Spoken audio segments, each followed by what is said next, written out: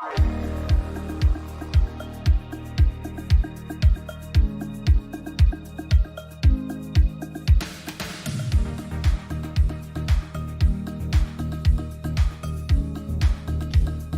right. Good morning, everybody. Welcome to the show. It's Wednesday, Hump Day. Kind of a disco feel this morning. I don't know why. Just because. Pick a genre, any genre. This is it today. Although it's not kind of necessarily 70s disco. This is a little more modern, I guess.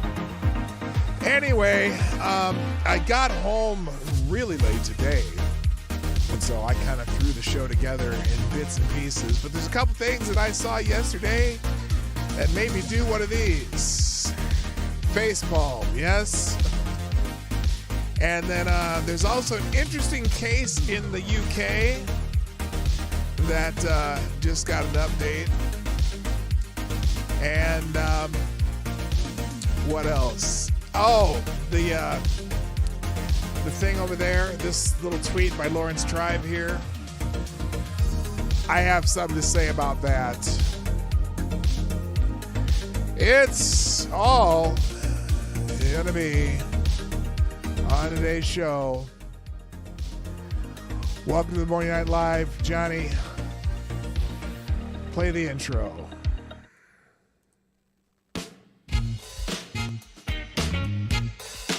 Ladies and gentlemen, coming to you live from the Lucky Dog Studio in a hidden location somewhere in the upper Midwest of the United States of America, it's a brother making his own way but with all the wrong opinions. Welcome to the Morning Night Live with your host, yours truly, P. Dog Night. Yes, Queen. All right, stop the music.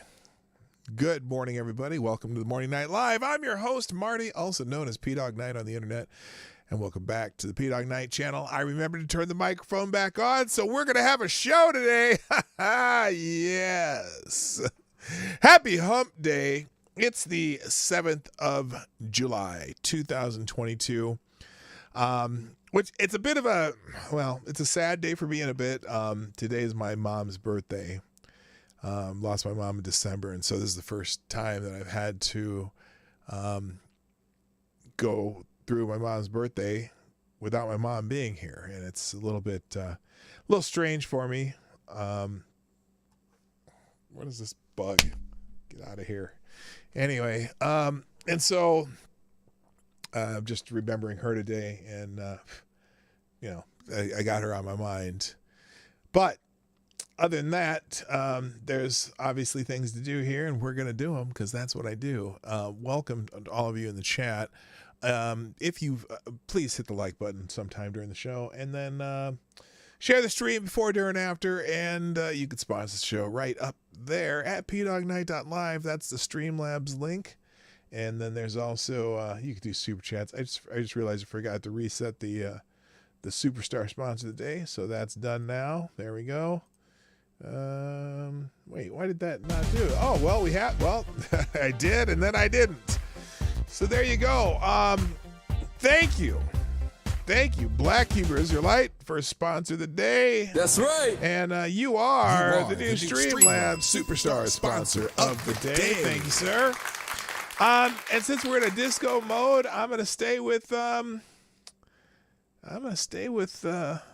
disco type beats. Let's go with this for Black Hebrew Israelite. This is oh, what the hell? You gotta put the sound on. Thank you, Black Hebrew Israelite, for dropping a deuce in the tip jar.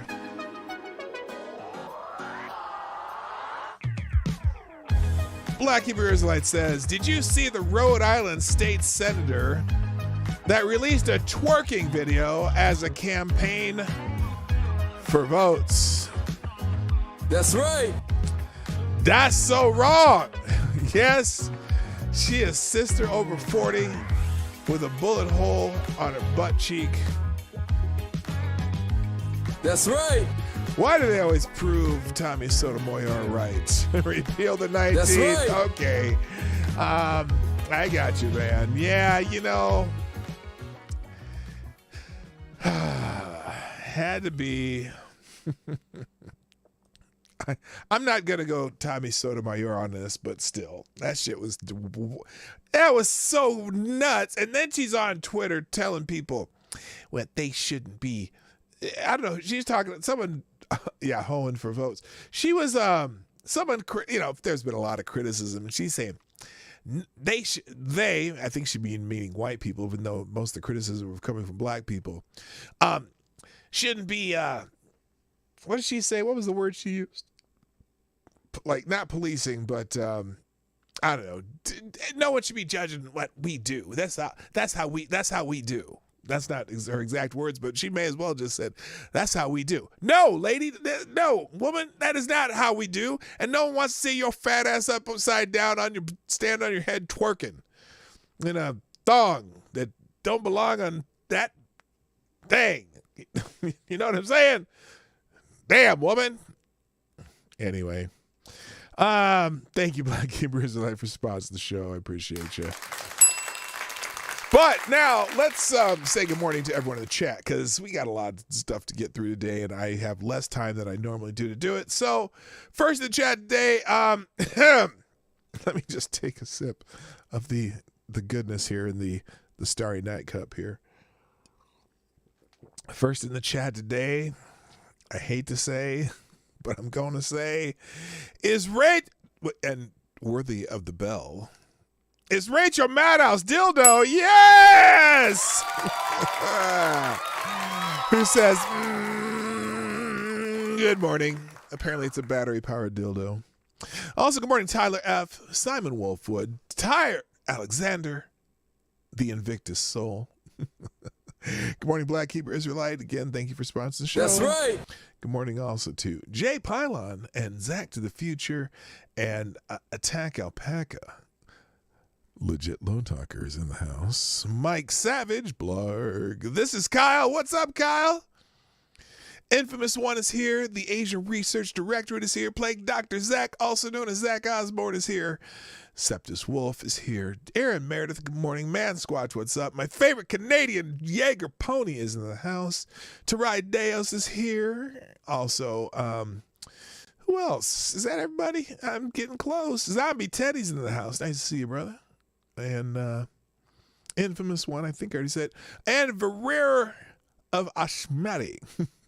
I'm just going to always say it that way. I don't even know if I'm saying it right, but I like saying it that way. Verrer of Ashmati. And also Maddie's in the house. Good morning. And I'm sure if Ronan's not out in the truck somewhere, he's also somewhere nearby. So anyway, good morning, everybody. Happy hump day. Let's get into it. So the face palmer, I have a couple face palmers of the day, but this one in particular from yesterday. And it was, I saw this later in the day.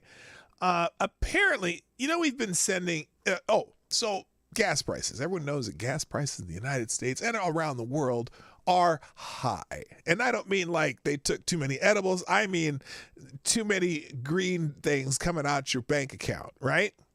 And so the president of the United States, for whatever reason, and really this is not what this particular entity is for, but he said that he's going to, to help alleviate the price of the pump, he was going to take some oil out of the United States strategic oil reserves, which is usually stuff you put aside for, you put it aside for when you're in war or some shit, right? For emergencies. And granted, I appreciate the idea that he wants to help lower gas prices, although he keeps canceling leases. In fact, he just canceled another set of offshore leases that were allowed in the last administration. So he's dropped leases. He's canceled leases in offshore. He canceled leases in Alaska. They've been restricting permits in several of the places where they've given out leases. It doesn't matter if you give out the lease if you don't give out the permit. And so he's stifling the opportunity for our country to produce more oil. But he decided that instead he's going to get some oil out of the strategic oil reserves, right? Right? Well, this should be interesting to all of us in the United States. Now, granted, my European brothers and sisters, and nothing against y'all, but apparently the oil from U.S. reserves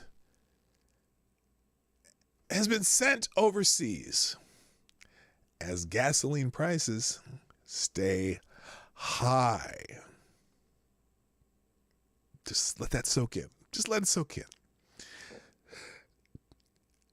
More than 5 million barrels of oil that were part of a historic U.S. emergency reserve release to lower domestic, I repeat, domestic fuel prices were exported to Europe and Asia last month, according to data and sources, even as U.S. gasoline and diesel prices hit record highs. Now, hey, and again, nothing against y'all, my Asian and European brothers and sisters, but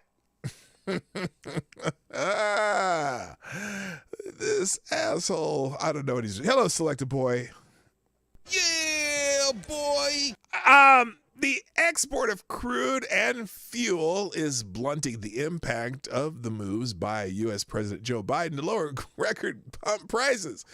Biden on Saturday renewed a call for gasoline suppliers to cut their prices, drawing criticism from Amazon founder Jeff Bezos, which I don't give a shit what Bezos says. In fact, they got a link. Oh, I didn't mean to do that. I don't want to.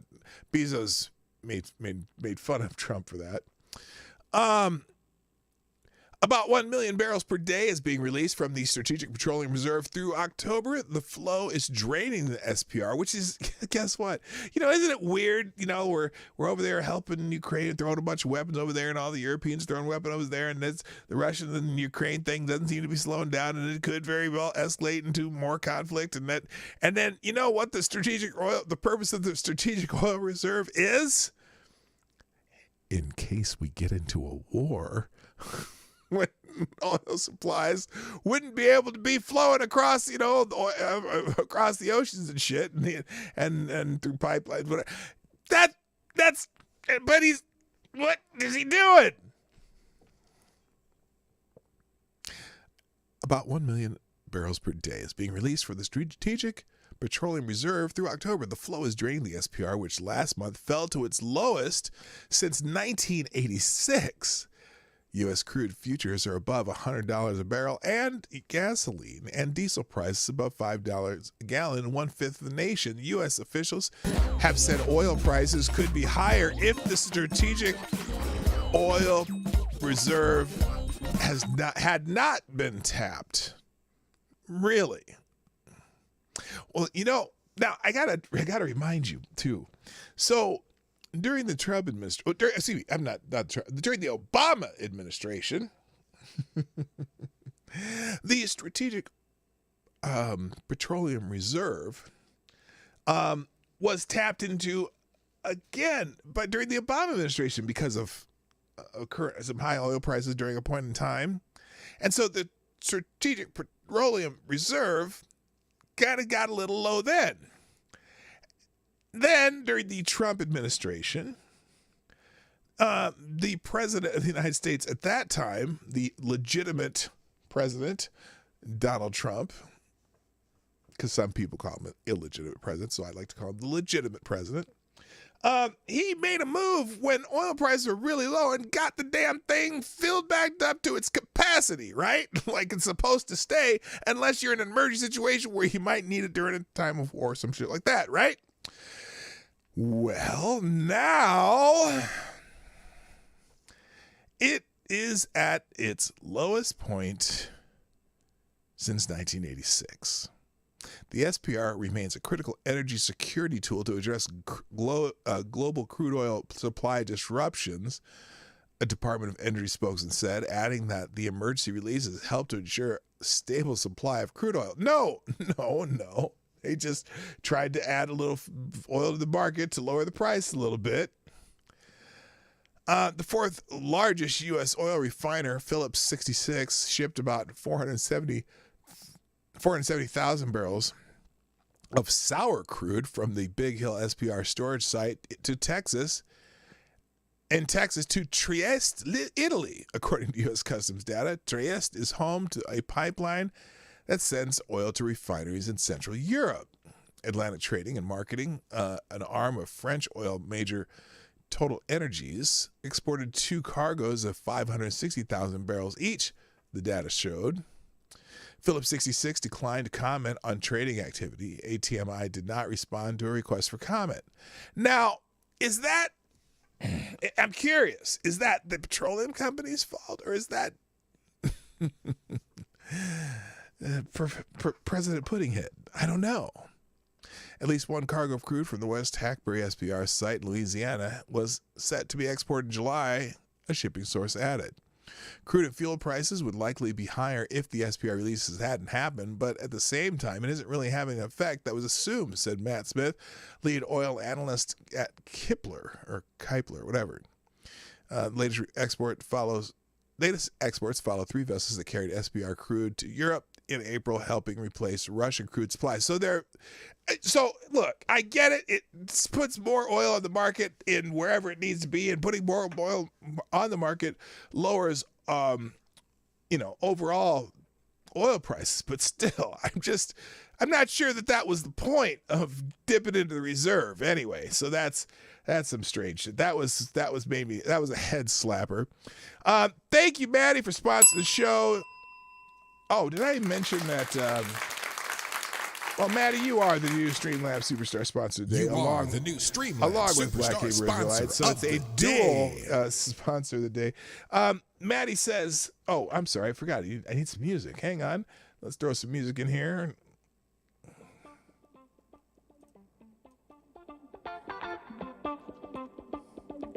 Thank you, Maddie, for dropping a deuce in the tip jar. Maddie says, I'm going to sound selfish as hell, but this asshole we have as a president is making it difficult for me to afford money for gas and fine rides for my cancer treatments. He can eat an entire, she said, an entire bag of dicks. The sour ones that have gone rancid. Okay, that's kind of gross. But yes, thank you, Maddie, for sponsoring the show. You are awesome, and I hope your treatments are going well. We may be doing, by the way, tell Rhoda and you, of course, that we may be doing a Trail Stop stream this Saturday because we're not going anywhere. So that might be, we can have some fun this weekend. We might have to join, you have to join us for brunch. Okay, how do I turn this shit off? Oh, click. There you go. So anyway, yeah, the irony that's happening, and I don't know if he told him that it has to stay here, stay there. I don't know how that all works, but yeah, at least we got better being tweets. Exactly. Let's see. I got to look through, make sure. Oh, Johnny Hellcat, the original viewer of the Morning Night Live, is here. Good morning, sir. You even get one of these because I haven't seen you for a while. All right, up next, I'm gonna skip Maya Forrester right now. I want to talk about this case in the UK, but the other one that the thumbnail tweet of the day was this nonsense by what the hell happened to it? Where it happened to Lawrence Tribe. So Lawrence Tribe is, I think he's a Harvard professor. Maybe he's I don't know. He's a well-known left-wing lawyer that spouts off as a pundit and shit like that, right? And this one kind of annoys me, and I've seen this a lot lately. This is just one of many tweets that I've seen like this. Now, there's 2 cases out there of young men who they've attempted to arrest. One was Jalen Walker, who was, during a traffic stop, he led the police on a chase, and he fired a gun out of his car. And then when the police caught up with him, he puts on a ski mask over his head, and he jumps out of the passenger side of the car. So he left the car. The car was still moving. He jumps out the passenger side, goes on a police chase. Apparently, when the police kind of, they get in a situation where they kind of surround him, and they're telling him to put his hands up, he turns and puts his hand in his pocket and pulls his hand out as though he was grabbing something to fire, and the police shot him. And they shot him multiple times because, police training is you shoot until the suspect, whatever, that the threat is neutralized. And then they find out that he had left the gun back in the vehicle. They found the gun. It was, it had been shot, it had been fired, but he didn't have it on him, right? So he dies at the scene. And so it was a big deal. And he's obviously, whenever an unarmed black man is shot, that becomes a big deal in the media, right? Then we also have the case of Robert Crimo. Robert Crimo is the shitbag that went and dressed up like a woman, went up on the roof and started shooting people at a July 4th parade. And Robert Crimo, Robert Crimo, so he does this shooting off the roof of the house, kills, I think the 7th person has died from that incident. He then, after he shoots people from the roof, he leaves his gun on the roof. He's wearing a dresses woman, blends in with the crowd, and leaves the scene. And later, police caught up with him. They had a suspect. They knew who the suspect was. They went and chased him. Someone saw him, called 911. They stopped him in his car, and when they stopped him, Robert Crimo immediately got out with his hands up and followed all the police instructions, went to the crowd, and they arrested him without incident. Now, there are people who are saying, well, isn't it amazing that a black man that they shoot a black man with 60 bullet wounds, and then Robert Crimo was arrested without a shot after apparently murdering 7 people. Ladies and gentlemen, and here's this stupid tweet by Lawrence Tribe.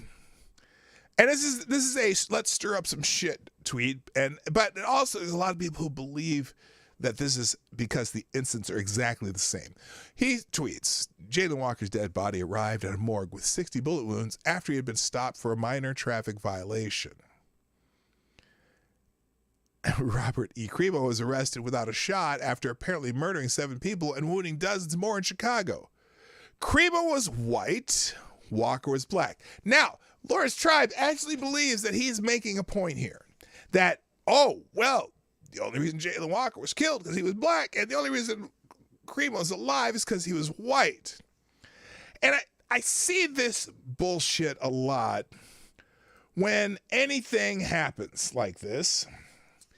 They'll start comparing things. Oh, this is, so you call Rittenhouse, he shot 3 people and he got to be taken alive. Oh, that shitbag in South Carolina. Oh, they took him to Burger King after they ate him because they didn't kill him. Oh, but then you shoot unarmed black man. What's the shitbag in St. Louis that really started off the Black Lives Matter movement? Anyway, they'll make these comparisons of, first of all,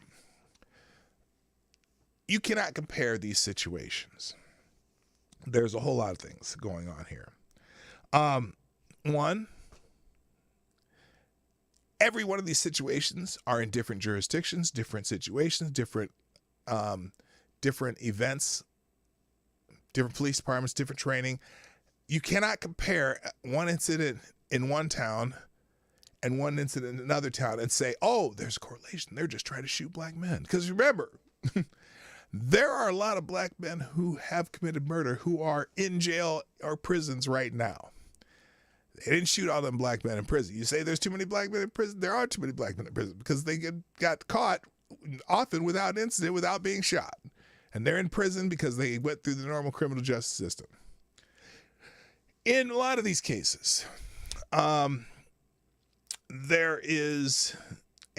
are factors that happen that Mike Brown I was thinking of. There are facts that happen that cause police to act differently. And different police are going to act differently. And every situation is different. You cannot compare Jalen Walker and Robert Cremo based solely on the fact that one is black and one is white. You know, the DC sniper, or excuse me, the DC sniper. Those two men were taken, not shot. They not a shot fired.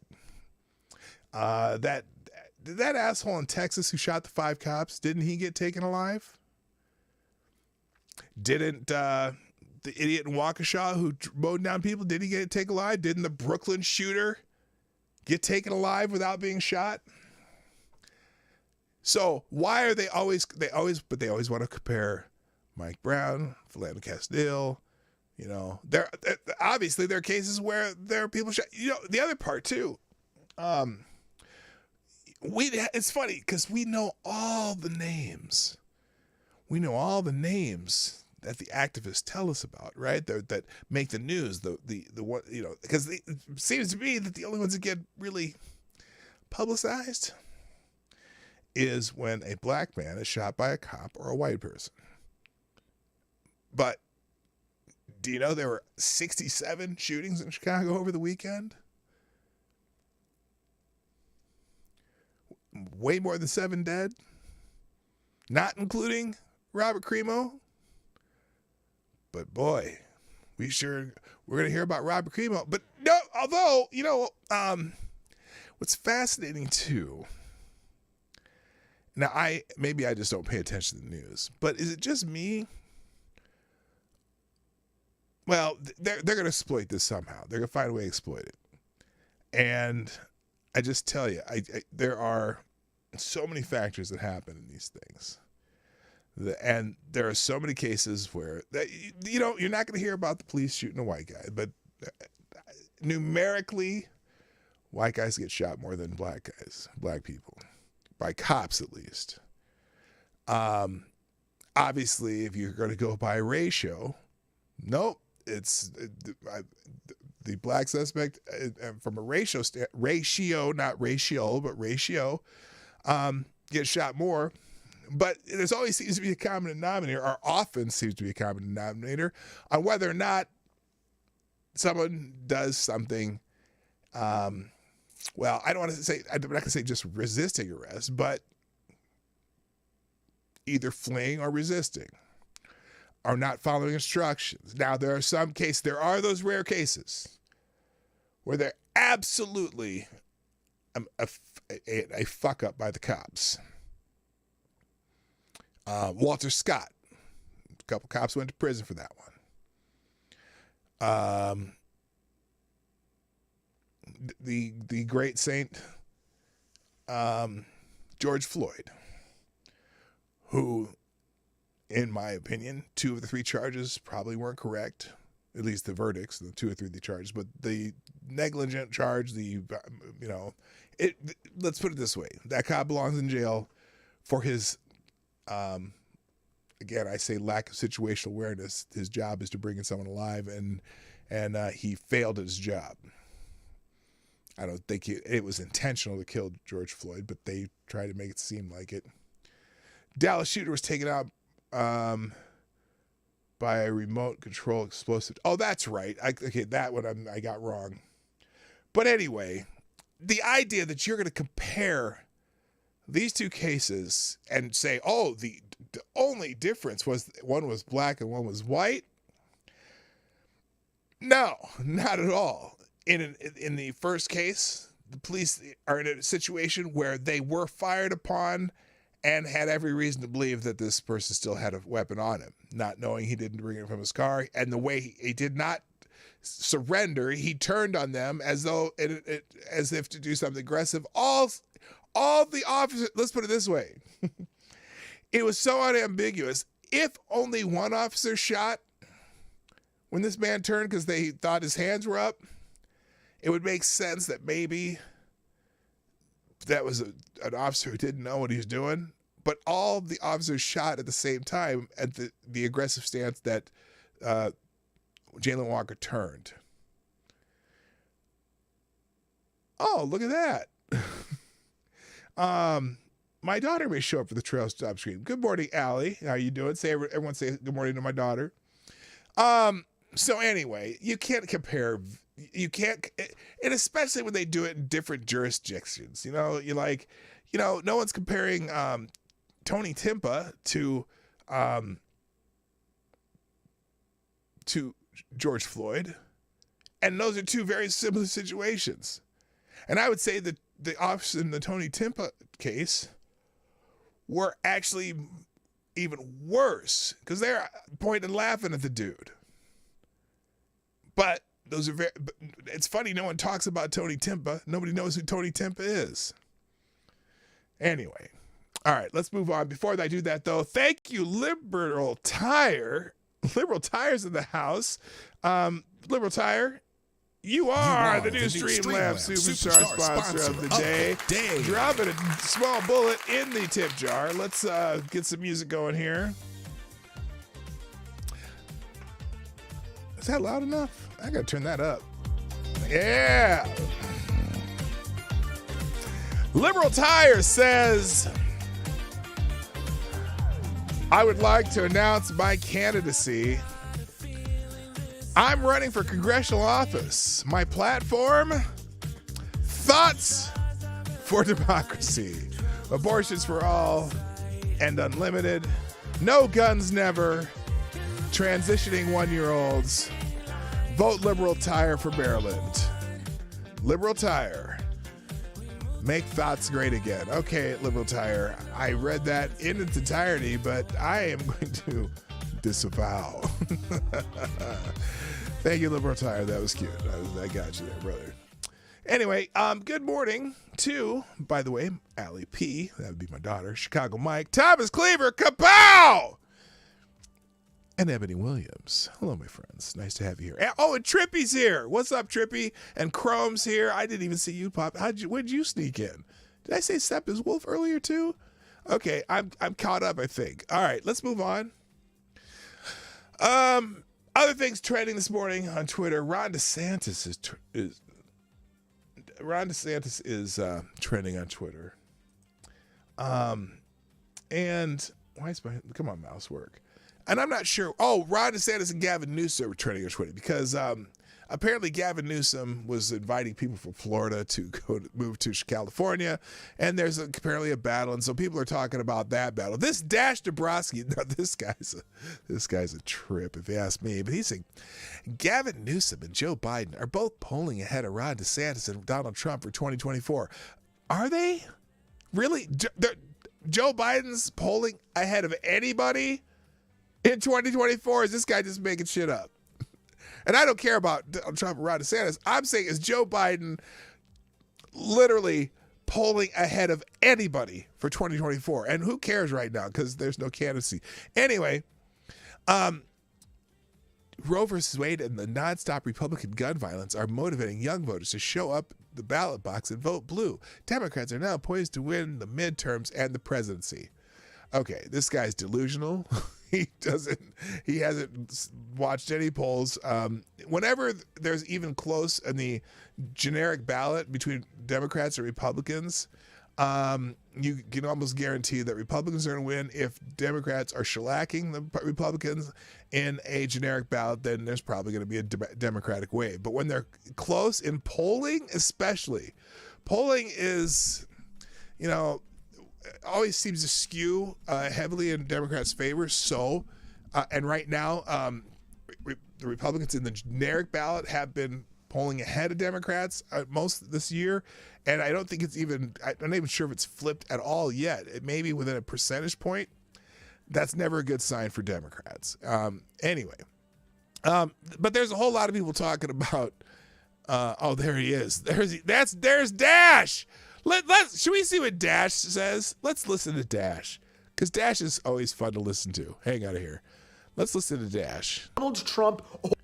Great news for the Democrats. A new poll shows that both Joe Biden and Gavin Newsom will beat Donald Trump or Ron DeSantis in the 2024 election. Yes, this is very important right now. I didn't even know Gavin Newsom was officially a contender, but I was kind of thinking it when he started making those fantastic Truth Social posts and his brilliant attack ad on Ron. But this just confirms that he is popular. And he's much more popular than Ron DeSantis and Donald Trump. And so is Joe Biden, folks. Never forget that he beat Donald Trump by over 7 million votes.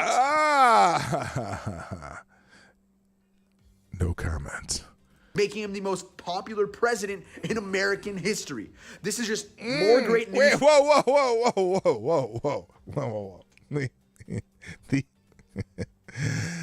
The most popular president in American history. Well, I gotta say something here, Dash. Dash, Earth to Dash.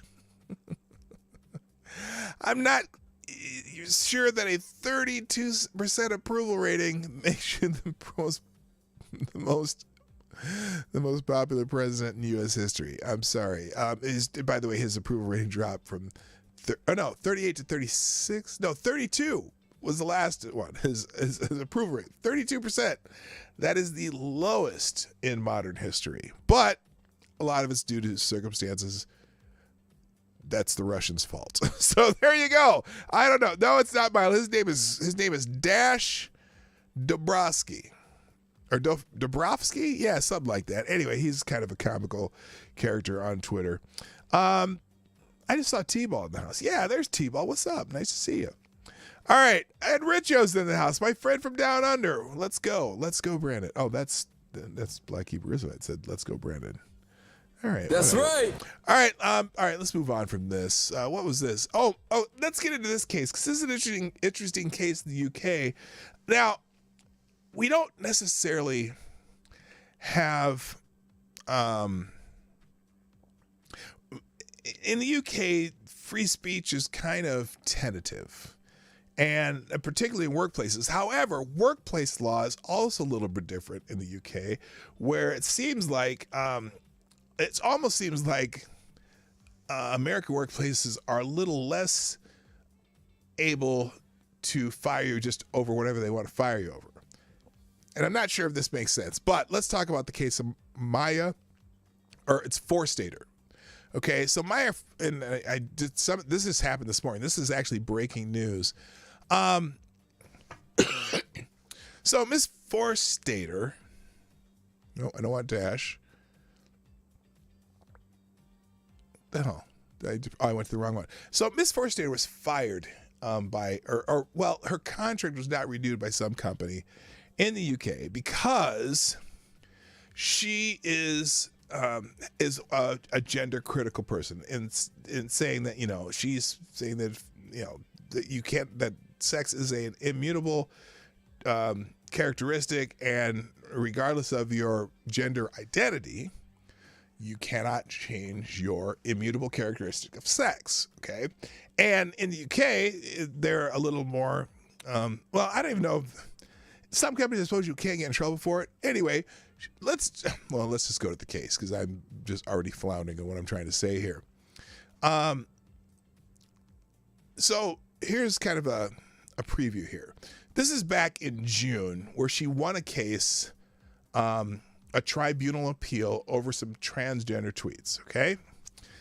A woman who lost her job after saying that people cannot change their biological sex has won an appeal against an employment tribunal. Maya Forstater, 47, did not have her contract renewed after posting tweets on gender recognition.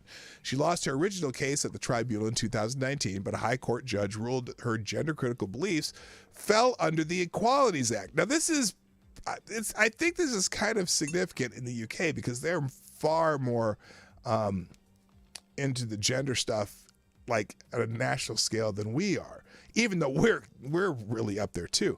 Anyway, the appeal said that the tribunal had erred in law and another should take place. Ms. Forstater said from St. Albans of Hertfordshire. Okay, some of y'all in the UK can probably give me shit for me not being able to pronounce some of these names. But anyway, did not have her contract renewed at the think tank Center for Global Development in March 2019 after posting a series of tweets questioning government plans, which later were scrapped, to let people declare their own gender. She claimed she was discriminated against because of her beliefs, which include that sex is immutable and not to be conflated with gender identity. The initial tribunal employment judge James Taylor said, not "I'm your handyman," not that James Taylor, said that her approach was not worthy of respect in a democratic society. Ouch! That's harsh. Like, you're not allowed to have an opinion that sex is immutable and not to be conflated with gender identity, because even some of the gender activists say that sex and gender are two different things, although they've been blurring those lines lately too. Anyway, so the initial tribunal employment, okay. So now the judge said, he said it's not worthy of respect in a democratic society, and he concluded that Ms. Forstater was absolutist in her view and said she was not entitled to ignore the rights of a transgender person and that the enormous pain that can be caused by misgendering. Now, she never said anything about that, but the judge is saying because she's an absolutist, she can be fired. Now, but the Honorable Mr. Justice Chaudhary said her gender critical beliefs did fall under the Equalities Act, and they did not seek to destroy the rights of trans persons. So she had an opinion, but she wasn't trying to destroy rights of trans people. That's what one of the tribunal judge said. Ms. Forstater said she was delighted to have been. Oh, I'm sorry, but let's see. Ms. Forstater said she was delighted to have been vindicated, but CGD said the decision was a step backwards for inclusivity and equality for all. So her having opinion is a step backwards for inclusivity and equality for all. She's not asking to ban any transgender, right? She just said that sex is an immutable trait. Now, in a video statement, Ms. Forstater said, "I am proud of the role I've played in clarifying the law and encouraging more people to speak up." Amanda Glassman, Executive Vice President of CGD, said, "The decision is disappointing and surprising because we believe Judge Taylor got it right when he found this type of offensive speech causes harm to trans people and therefore could not be protected under the Equality Act." Really? Today's decision is a step backward for inclusivity and equality for all. So, I don't know when this happened. There's an interesting change in this whole new way of looking at gender versus sex. At some point, in some places, you're no longer even allowed to say that they're two different things. And the science of sex being an immutable trait would seemingly be rock solid, but some people think that's a transgender way to say things. So, now, Maya Forstater won her case because the Employment Appeal Tribunal concluded that her belief that biological sex is real, important, and immutable met the legal test of a genuine and important philosophical position that is protected under the UK's equality laws. The test for such protection was that her belief touched on an important part of human life, would be accepted by others, and this is the important bit, could not be shown to be a direct attempt to harm others. The appeal panel found that while her words were offensive to some, they fell far short of the violent. Now, this is this is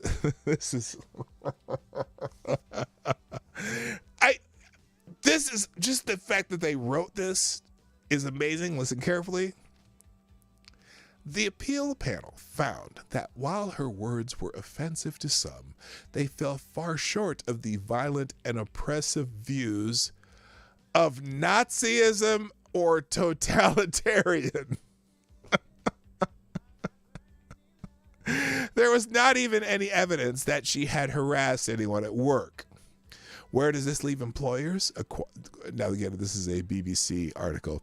Where does that leave employers? Equality and employment law require them to recognize and uphold the rights of all in the workplace. Ms. Forstater's speech and beliefs are protected, but so are the rights of trans people. If speech crosses the line from an honestly held belief to bullying, attacks, and intimidation, then the scales very obviously tip in favor of protecting the victim. Mr. Justice Chowdhury acknowledged that some transgender people would be disappointed by this judgment, but said it had not expressed any view on the merits of either side of the transgender debate. This judgment does not mean that those with gender critical beliefs can misgender trans persons with impunity, he added, and he said, it does not mean that employers and service providers will not be able to provide a safe environment for any trans person. So basically, apparently in the trial, they figured out that she wasn't misgendering anybody that whatever they believe they are, and that she stated a belief on Twitter that sex is an immutable characteristic, and so they did not renew her contract because of it. Now, CGD said it was considering various paths. It's CGD. Listen, this is the company. Said it is considering various paths forward with its lawyers and said it disputed Ms. Forstater's version of the events. The sole issue considered by the appeal tribunal was whether the original tribunal had been wrong not to consider Ms. Forstater's views as a philosophical belief protected by the Equity Act. Other matters of the case, such as her employment status or whether she was discriminated against, would have to be decided in a fresh tribunal. So they end up doing this again. And there's more on this, but I want to go to the current case because now, in the current case, and she tweeted out this morning herself, and this is, oh my God. Well, we'll listen to the reactions. So this morning she tweeted out that, oh shoot, this is a BBC effort. This is Guardian. Hang on. Let's see if I doubt if this is even archived yet. It's very unlikely, but we'll see. Oh, no, it's not. All right, let's go here.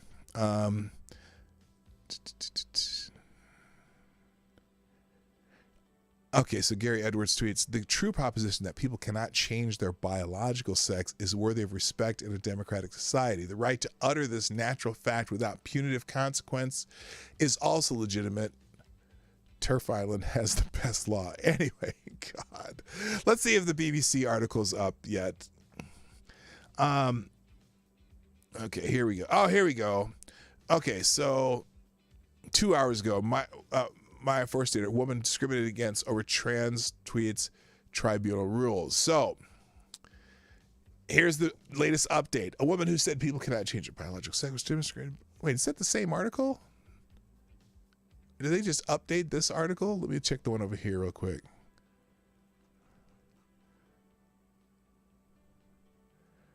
Okay, nope. This is a new article. I wanted to show you the.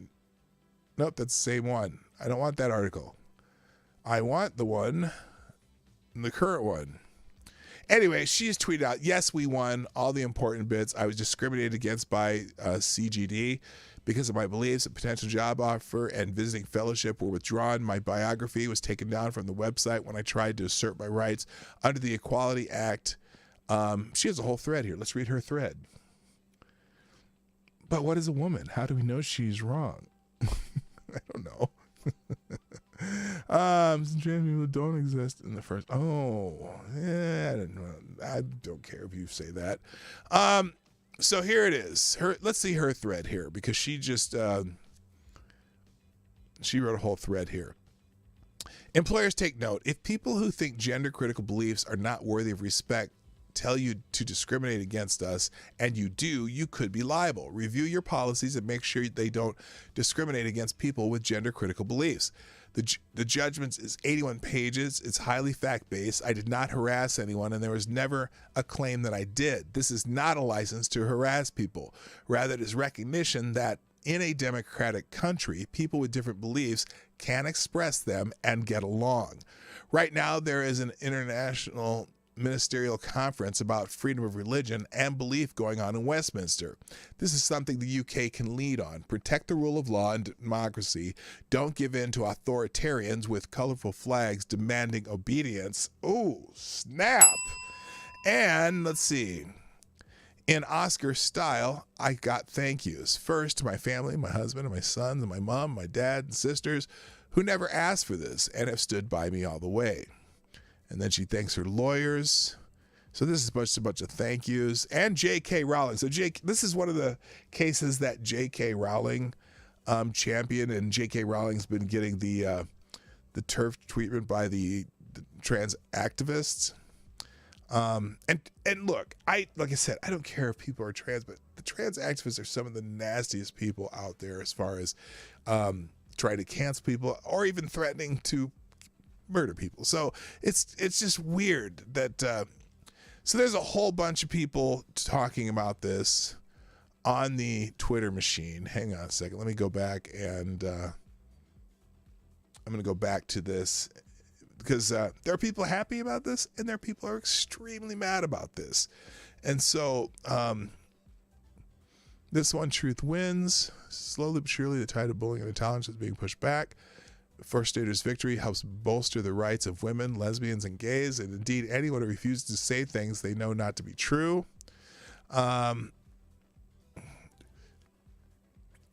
Spike magazine, she's won her claim and that she was discriminated against at work because her gender-critical beliefs. This is great news for freedom of conscience. Listen to Brendan O'Neill's chat with Maya about the new fight for women's rights. There are people that are mad, though. Let's see. Oh, one of the MPs said, congratulations. It's a sad reality that it's brave for a Labor MP to congratulate a woman for winning a case against her employer for defending biological sex, but that's where we are. Now, there are people who are mad, though. Here's some people smiling. Let's see. The courts protect and enshrine transphobia. Oh, boy. The law is a sanctuary for violence. I'm speechless. No, you aren't speechless. More importantly, neither is Forstater. She is not legally speechless. Thank goodness. So now, where's the one? I saw one earlier. There's a lot of people celebrating the win. Here's a picture of her and J.K. Rowling.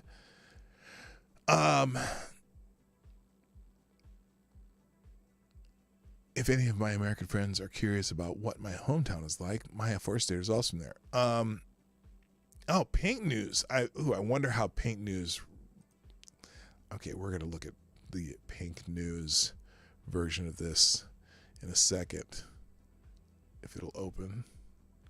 There it goes. Okay, now I'm gonna go back to this. There were a couple of people very angry in this thread, and apparently the people who are happy are outnumbering them about 4-1 right now, but that's not going to last because this is literally breaking news. This came out about 2 hours ago. Let's see. Here's one. A statement. Fuck Maya Forstater and her entire turf bullshit group. If you support this woman, any of the shit her and JK spout or any of the turf logic, get the fuck off my page, block me, I don't care. I don't care what your bullshit reasoning is, but you're pathetic. Well, in the immortal words of Thomas Dolby, science! She blinded me with science. Do, do, do. Anyway, Jane, Empress of the known universe. Human beings cannot change sex. It is not a hateful to say that. In fact, this is important in order to treat everyone fairly and safely. It shouldn't take courage to say this, and no one should lose their job for doing so. So good for her for winning her tribunal.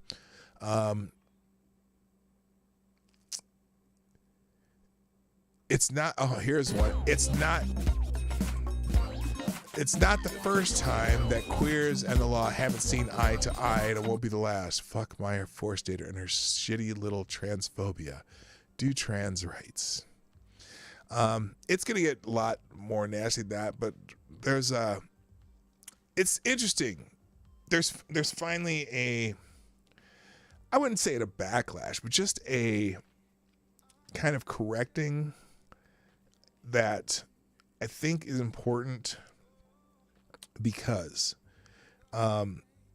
there's been a big push to let this creep down into schools, down into children, and there's certainly major dangers and very little research, particularly on certain types of drugs that people use for children who are being kind of convinced that they're in this realm, that need to have a lot more. We need to have a lot more interest in regulating and or at least studying.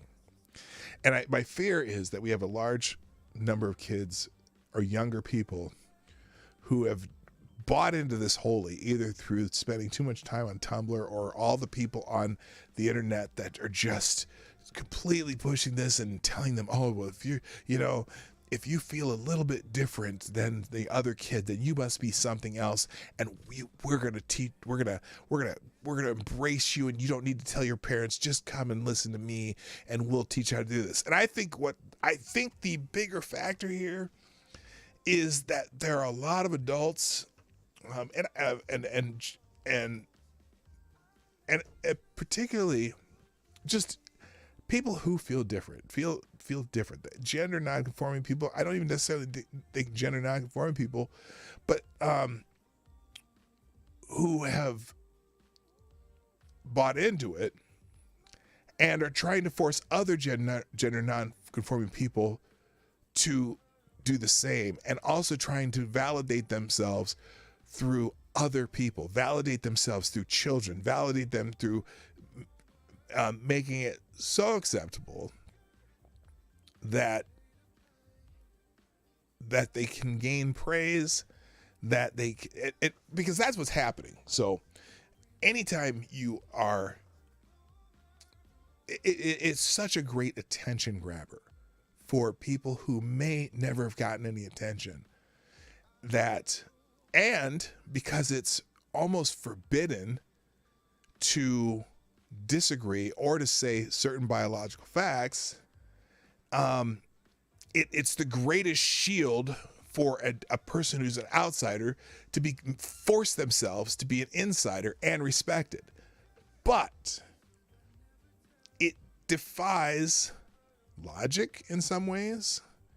It defies science in so many ways. And it defies the idea that someone might need help, but because you make it so acceptable, you're not even allowed to say you might need help. And so, this is a very dangerous time where people who probably need help with some other issue can use this to, and even though that you're saying you're being inclusive, you're actually isolating these people. And as we're learning in studies that, the suicide rate doesn't change for people who go through this. And in fact, they're more likely to commit suicide after social transition or even medical transition. And there are so many people who are out there who are being told by, the new wave of, doctors and counselors. Oh yes, we just, you know what? You only need one session with me, and you think you're something else. Well, we're gonna do some kind of either medical intervention or surgery that makes you, affirms your new identity. And so you're seeing all these people going through these surgeries and shit, and then they find out later, like, oh shit, I made a mistake. Well, too late now. You're infertile. You've already cut body parts off. You've done major damage to your body. Oh, you changed your mind. Oh, I'm sorry. Well, not a whole lot we can do for you. Huh. That's not a good thing. So, I don't know. It's scary to me. Thank you, Scotty Dubs. By the way, welcome, Scotty Dubs, for sponsoring the show. Appreciate you dropping a 5 spot through YouTube Super Chat. Who says, look up America's new Secretary of Nuclear Waste Disposal. Yeah. Funny you should mention that. I think I have something about that. Let me get caught up here. So anyway, congratulations, Maya Forstater. But oh my gosh, the trans activists are going to be very angry about that case. But they're not the only ones who have freedom to believe what they want to believe. And I think people who believe differently should be allowed to believe what they believe and state their beliefs if they're sincere, as long as they're not out trying to attack somebody else. All right. Let's see. What else I got here? I do. Oh, well, now that you mentioned that, I think I have. Did I have something on that person today? Oh, so you said look up America's new Secretary of Nuclear Waste Disposal. I just happened to have something about that right here. Top new Biden staffer defended underage gay prostitution website raided by feds in a jaw-dropping 2015 article. Oh, really? What? Top new Biden staffer? A recent high-level hire at the Department of Energy Office of Nuclear Energy defended a controversial gay prostitution website with a track record of allowing children to be promoted for sexual services on the platform, the National Polls can reveal. The revelations from the Unearthed Op-Ed followed the National Pulse expose of appointee Samuel Brinton's past as a drag queen, LGBTQ plus activist, and who has lectured on kink at college campuses and participated in interviews about fetish role play. In an article published on September 15th on the pro-LGBT plus website Advocate, Biden's latest top nuclear hire dives into a defense of the rentboy.com website, which shuttered following an August 2015 illegal prostitution raid. Rentboy is a colloquial term for young men who have sex with older men in exchange for money, often under dubious circumstances. Britton, who now serves as the Deputy Assistant Secretary of Spent Fuel and Waste Disposition in the Office of Nuclear Energy, defended rentboy.com in a September 2nd, 2015 op-ed in Advocate magazine, quote, the real ramifications of the Rentboy raid. The article followed Department of Homeland Security officials raiding Rentboy's Manhattan offices and arresting Chief Executive Jeffrey Hurant and 6 employees on charges of promoting prostitution. The following year, the CEO of the site, which connected male prostitutes and escorts with potential clients, was indicted on a charge of promoting prostitution, which he ultimately pleaded guilty. So anyway, I don't know if you're familiar, and look, it always seems, it seems like the Biden administration is just so concerned with inclusion that they're not really vetting the people that they're putting in charge of certain things. Britton, who now serves as Deputy Secretary of Spent, I said that already. Let's see. The U.S. District Court of the Eastern District of New York indictment also revealed the site's negligence regarding underage sex work, particularly across Asia. It detailed how Rentboy employees often described the age verification process as a gray area, and they did not always remove advertisements when the advertiser failed to provide the identification. In one case, after an escort agency failed to provide a photo identification for an escort, a Rentboy.com employee advised the escort agency that he had deleted photographs with the face of the subject escort, but left the advertisement online and left photographs that showed only the escort's body, explained the indictment. So, I remember the stories about that. I didn't realize that one of the Biden administration, I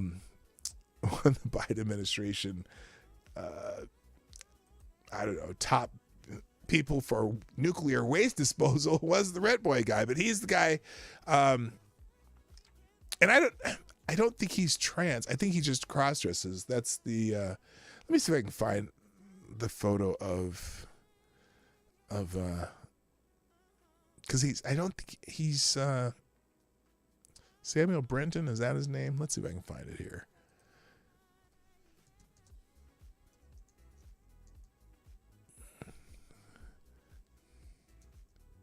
Oh, I spelled it wrong. That's why.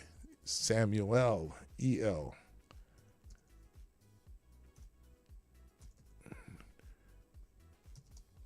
Samuel Brenton.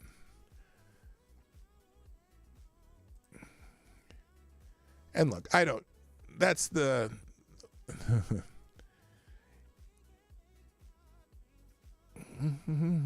where's the one that, because there was a picture of him in the White House.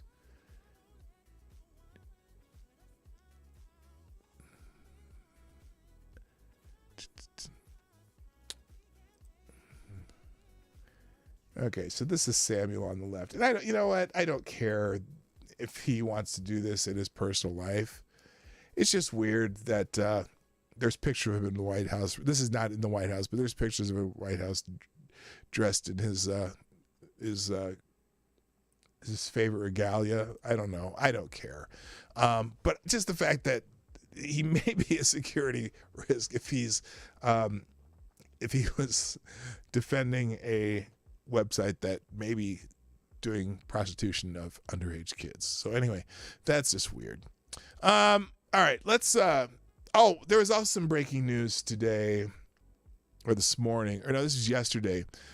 Carlos Santana apparently collapsed on stage during a concert due to a serious medical issue yesterday. Famed guitarist Carlos Santana collapsed on stage during his concert Tuesday night in Michigan, and the crowd was reportedly told to pray for the rock and roll star who suffered from a serious medical issue. The 74-year-old rocker took the stage in Clarkson, a suburb of Detroit, at Pine Knot Musical Festival while performing, suddenly collapsed to the floor, leaving fans wondering what had just occurred. So, best wishes to Carlos Santana. Let's see. What time do I have time here?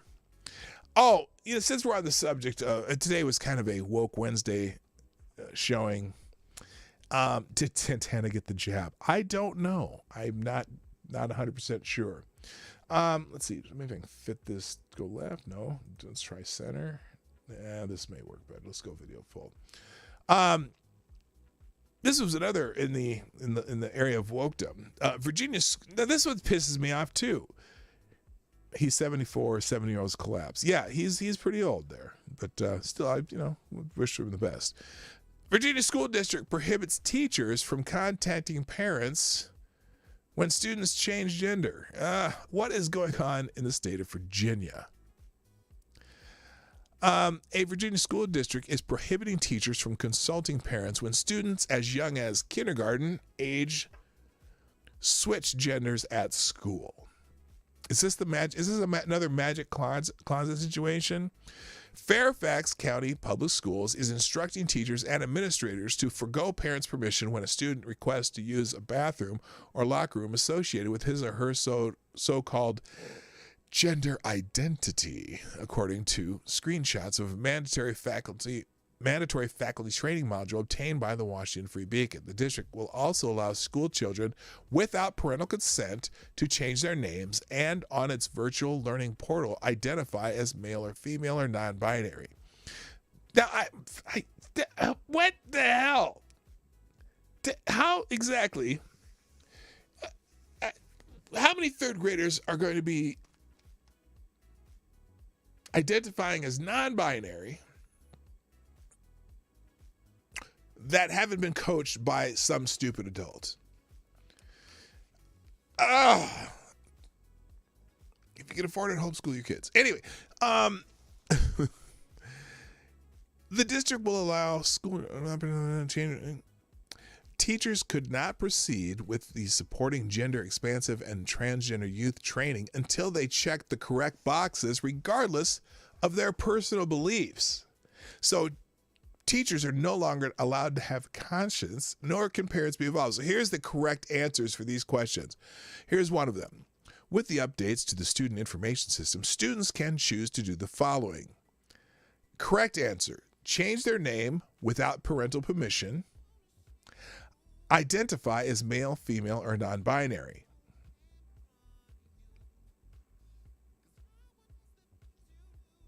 Say what?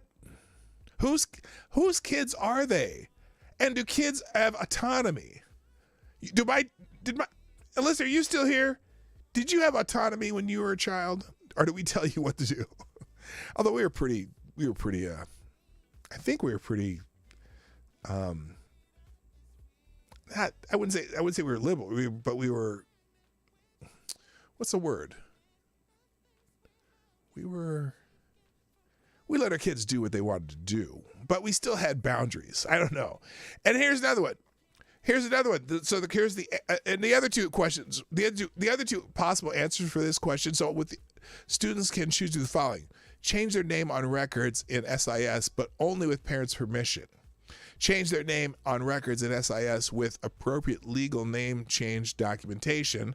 Change their name without parental permission. Identify as male, female, or non-binary. The correct answers are: change their name without parental permission. Identify as male, female, or non-binary. Really? Here's another one. Parents' permission required for which of the following? A student requests that the teacher call him by his chosen name in his classes. A student requests to use the locker room that corresponds with her identified gender. A student requests to use a private bathroom. None of the above. Wait a minute. Oh, now this is fascinating. Do you notice how they, what the holy hell did I walk into? Hello, Ophelia. We're talking about the Fairfax County Schools and what their teacher guidelines are. So this is interesting. Notice that this question, or the answers on this question, do not account for transgender males, as in girls who identify as boys. Read this. Listen to this again. A student requests that the teacher they did call him by his chosen name in classes. Okay, they did. A student requests to use a locker room that corresponds to her identified gender. I suppose they mean a boy that's identifying as a girl. A student requests to use the use of a private bathroom. None of the above. A parent's permission is not required for any of those things in Fairfax County Schools. Anyway, Fairfax County Public Schools did not respond to a request for comment. A county teacher said it was unclear what penalties teachers face for refusing to comply. The teacher training manual is the latest instance in which the public school board has implemented controversial policies without parental consent. A New Jersey public middle school forced students to watch a video about hormone treatment without notifying parents beforehand. Oh my God. And the Free Beacon reported in March, parents have informed the Free Beacon that their children socially transition to another gender at school without their knowledge. The news comes as parents nationwide have agitated for more oversight of public education. The Fairfax County School Board meeting in June saw dozens of parents turn out to oppose handbook rules that suspend students starting in fourth grade for using the wrong pronouns. They're going to suspend. So starting in fourth grade, they are going to suspend students for using the wrong pronouns to refer to gender nonconforming classmates. How does a 12-year-old or a 10-year-old become gender nonconforming? The only way is with coaching from parents. That's the only way that could happen. It's my opinion, and I'm sticking to it. The school board adopted the handbook amid parents' objections that the rules violate the First Amendment by compelling speech. What? Oh, that's the parents objecting. Yeah, they're compelling speech among kids. 3 parents with children in the school district have formed an ADHO. It's called ADHO, not ad hoc. ADHO shadow board to monitor and rebut the Fairfax County School Board. In its first meeting, which was held opposite the county school board's own meeting on Thursday, discussed recent lawsuits the district faces for sexual assault accusations, the prospect of sex education becoming co-ed to accommodate transgender students, and pushed back by left-leaning education groups after Virginia Governor Glenn Youngkin initiated a tip line to report divisive practices in public schools. The Virginia Association of School Superintendents, which is now headed by Fairfax Superintendent Scott Brabant, called in a March 10 letter for the tip line to be terminated. Oh, well. Fuck you. Parents are going to call in anyway. They'll find a way to call in whether there's an official tip line or not. Members of the so-called shadow board say the current school board is out of step with parents' demands for quality education for their children. Quote, it is unconscionable that even with plummeting standardized test scores and record-level teacher vacancies in Fairfax County Public Schools, board members remain hyper-focused on politicizing education. Stephanie Lundquist Aurora, a Fairfax mom of 3 and shadow board member, told the Free Beacon. This recent gender-inclusive training meant to indoctrinate teachers and keep parents from knowing critical information about their own children is irresponsible and borderline criminal. Luke Berg, deputy counsel at the Wisconsin Institute for Law and Liberty, told the Free Beacon the teaching training is also unconstitutional. Policies like this violates parents' constitutional rights to raise their kids, Berg said. We are currently suing 2 Wisconsin school districts over similar practices. I'm aware of roughly 10 other lawsuits around the country on the same topic, including 2 in Virginia, 1 in Harrisburg City School District, and another in London County Public Schools. Fairfax Public Schools lists hundreds of job vacancies on its website. Pass rates for reading, science, and math students in the county are down by around 10% or more as of the 2020-2021 school year, according to Virginia Department of Education data. This year's pass rates have not been listed. So anyway, there's more in the article if you want to read it. I'll have it in the link in the description after the end of the show here. Other articles that I have lined up that I didn't get to. Apparently, there's a what is it? Change.org petition at George Washington University. I believe is George Washington University. What's the GWU? Is that George Washington University? I believe it is. Let's see. Yeah, George Washington University. There's a petition to remove Clarence Thomas from teaching at George Washington University.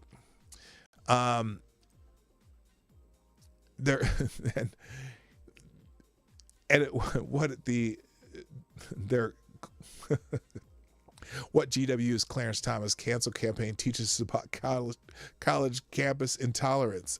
Yes, they're going to cancel a black man because he doesn't toe the line that he's supposed to.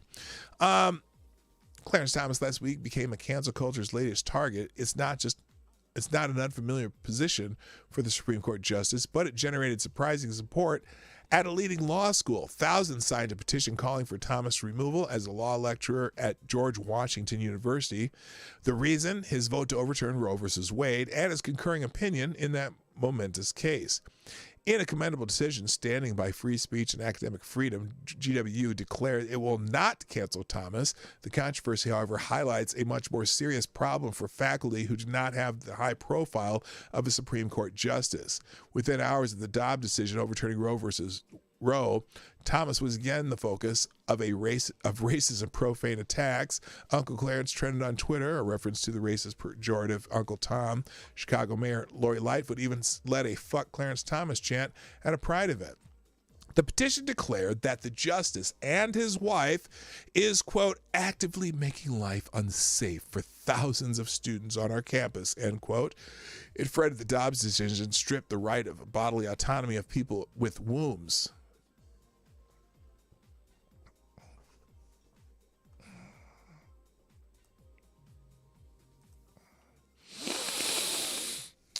People with wombs.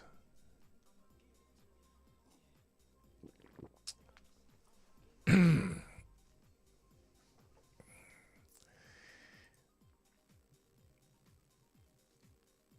called on faculty and students to kick Clarence Thomas out of Foggy Bottom.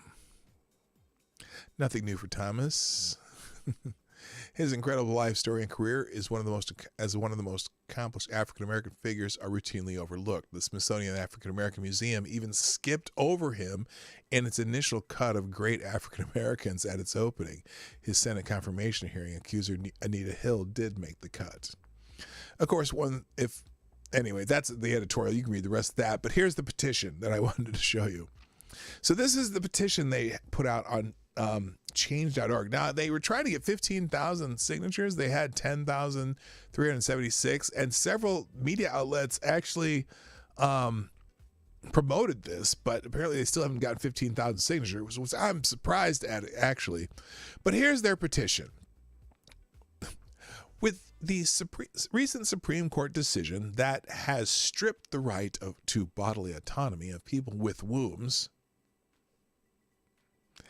and with his explicit intention to further strip the rights of queer people and remove the ability for people to practice safe sex without fear of pregnancy, it is evident that the employment of Clarence Thomas at George Washington University is completely unacceptable, while also factoring his wife's part in the attempted coup of January 2021.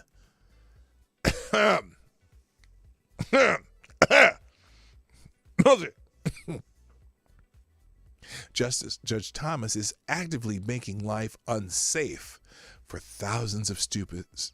I probably had it right the first time. Thousands of students on our campus, not to mention thousands of campuses across the country. So he's making it unsafe for kids on thousands of campuses across the country. Go buy a Jimmy hat. Make your voice heard and help us kick Clarence Thomas out of Foggy Bottom. So that's the change.org that got over 10,000 signatures. All right. The stuff I'm not getting to today, we already got to that one. Let's see. Did I get to everything? Oh, no. This is there's a press statement by Maya Forstater here. If you want to read that, she put out a full statement for the press. There's also, what's this? Oh, this is just the same article from before. And then, this is heavies.com's 5 things to know about Maya Forstater, which I think this was put out before either of the decisions. So if you want to read that too, you can find it. So that's it, gang. I do got to go. If you all would please do me a favor, please hit the like button if you haven't done so already. It's somewhere down here. Down there, right? And if you like what we do, and also please share the stream before, during, and after the stream. If you're watching on replay, put a comment in the comment section. And if you want to sponsor the show, you can go to pdog.live 24 hours a day. The Streamlabs link is there, and that's where I read the messages on the show. Also, YouTube Super Chats, I read those messages too. Or if you want to sponsor through Venmo or Cash App, that information is in the description below. So I'm here Monday through Friday. And, by the way, thanks to our sponsors, Maddie, Liberal Tire, and Scotty Dubs. Tyre Alexander, you are the Streamlabs Superstar sponsor of the day. And I think that's all. You all have a wonderful day. Tomorrow's Thursday. I'll be here at 10 o'clock Eastern, 9 o'clock Central for the Morning Night Live. That's it. That's all. Really, that's all. I got to go. My name's P-Dog Knight. And I'm out of here. Bye.